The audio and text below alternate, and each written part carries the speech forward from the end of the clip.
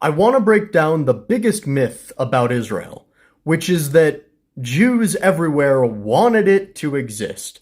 Now, I understand why people think this. Everyone knows that Israel was created in the aftermath of the Shoah after World War II. And therefore they assume that the Jewish population around the world, battered and broken by those events, must have all seen the creation of the State of Israel as this sort of godsend moment, and that everyone was on board with it.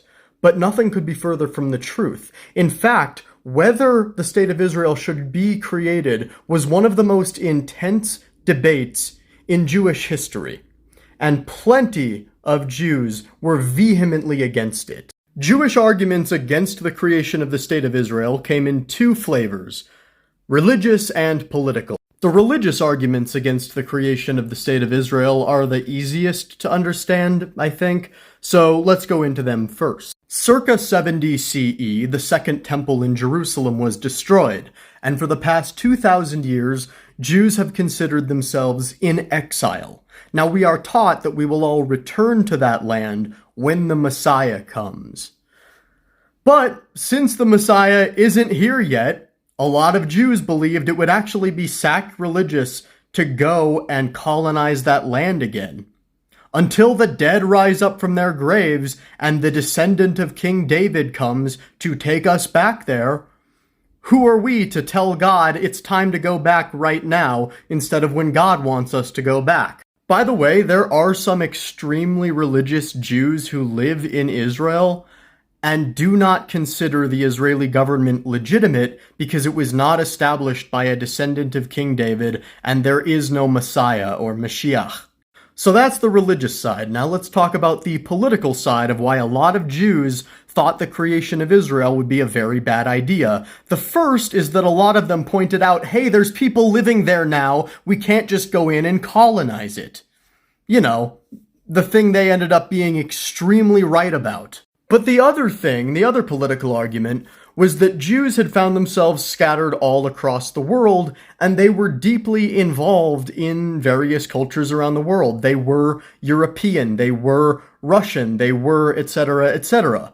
And so a lot of Jews said, well, wherever we find ourselves, we have to make that our homeland. Not in the sense of, gaining political influence and establishing a Jewish government, but in the more egalitarian sense of we need to set up a society where all people of all ethnicities and races and genders and whatever other identity can feel safe and protected. Because Jews were often not protected. Jews were often the subject of attacks and pogroms and libels.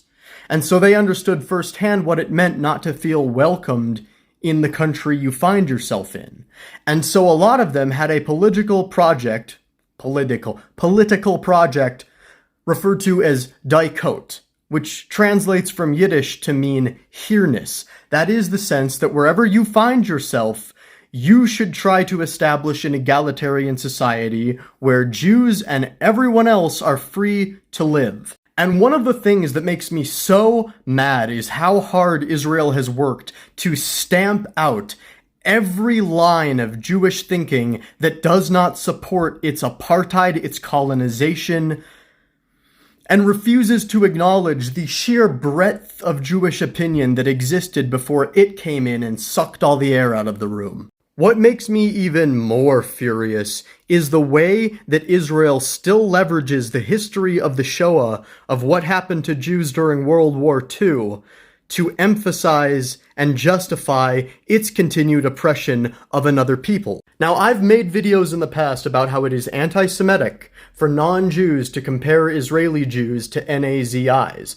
and that is true. But I have personal experience with how that history is used to try and indoctrinate Jews outside of Israel into supporting the Zionist cause. In my K-12 Jewish day school, they would often call assemblies in the gym, and we would all file in there. And then a Holocaust survivor would give a speech and tell us about the horrors that happened to them in Germany and the rest of Europe during that time.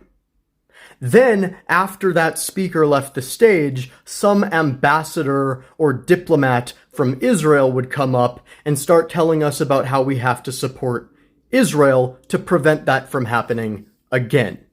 Remember, he's speaking to children after they were just told about horrors that happened to their ancestors that they can't even begin to wrap their minds around. And now this official of a foreign state is trying to connect that generational trauma to supporting a foreign government.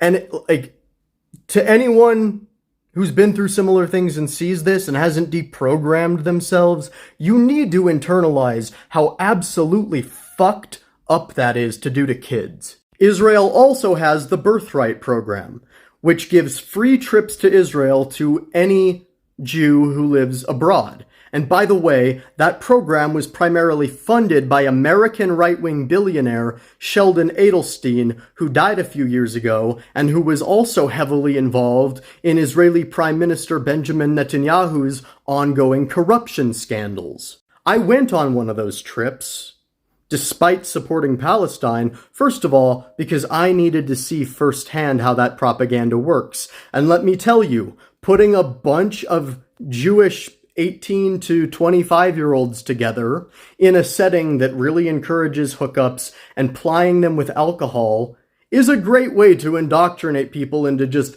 loving whatever country you've given them a free trip to. Partway through our trip, we were joined by a group of Israeli soldiers who remained with us for the last week of the trip. These soldiers were so clearly instructed to just be friendly with us and to answer all of our questions in a way that framed Israel positively. But it was pretty clear they didn't really like us. They were just there to play the role of gracious hosts, ambassadors enlisted by the State of Israel, to make us fall even more in love with it. And when you realize how much money, time, and effort is put into continuously trying to brainwash other people around the world into accepting the political realities of your unjustified apartheid, well, it's very clear that that effort has to be put in for a reason. It's very clear that if that effort was not put in, people would start to see through the charade. Which brings me to my final point, and by the way, if you've stuck with me this far, consider giving me a follow or a like. Israel weaponizes the concept of anti-Semitism regardless of how it hurts other Jews. Because they claim to represent Jews, they can then make the false claim that any criticism of their government is a criticism of all Jews in general and is therefore anti-Semitic.